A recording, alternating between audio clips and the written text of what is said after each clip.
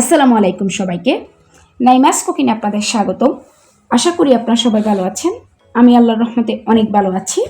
আজকে আমি আপনাদেরকে তৈরি করে দেখাবো রসে বড়া মুখে দিলেই মিলিয়ে যাবে সুজির রস বল বা সুজির রস বড়া মিষ্টি রেসিপি। চলুন এখন আমরা শুরু করব।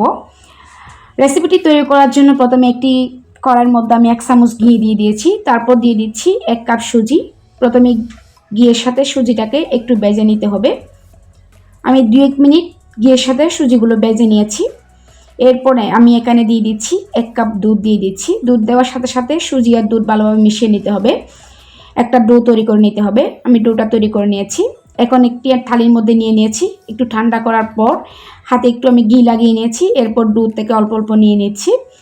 আমি প্রথমে একটু কাবাবের মতো করে আপনাদেরকে দেখাচ্ছি। দেখুন, আপনারা চাইলে এভাবে করেও বানাতে পারেন। আমি সবগুলো বল আকারে তৈরি করে নিয়েছি। হাতের তালুতে দিয়ে ঘুরিয়ে ঘুরিয়ে আমি সবগুলো বল আকারে তৈরি করে নিয়েছি। সেজন্য আজকে এগুলোর নাম দিয়েছি আমি রস বল।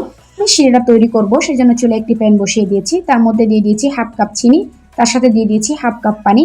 একটা এলাচ মুখটা একটু করে ফেটে দিয়েছি যাতে খুব সুন্দর একটা ফ্লেভার আসে শিরার মধ্যে। শিরাটা আমার হয়ে গেছে, এটা আমি নামিয়ে নিয়েছি।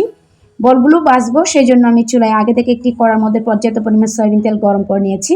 তার মধ্যে আমি 6টা বল দিয়ে এগুলোকে চুলার রাসটাকে মিডিয়ামে রেখে গোল্ডেন কালার করে ভেজে নিচ্ছি।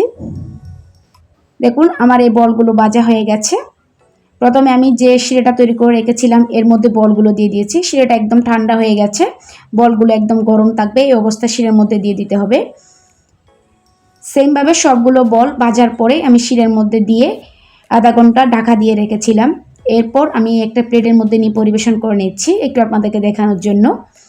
একটা বল নিয়ে একটু ভেঙে দেখাবো কতটা শিরা বলের ভিতর ঢুকেছে, আপনারা দেখে অবশ্যই বুঝছেন।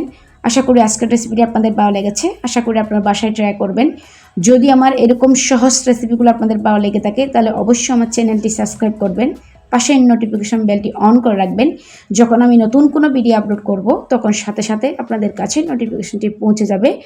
অবশ্যই আমার ভিডিওতে একটি লাইক করবেন। কোনো প্রশ্ন থাকলে আপনারা আমাকে কমেন্টস করে জানাতে পারেন। সবাই ভালো থাকবেন, সুস্থ থাকবেন, আমার জন্য দোয়া করবেন। আল্লাহ হাফেজ।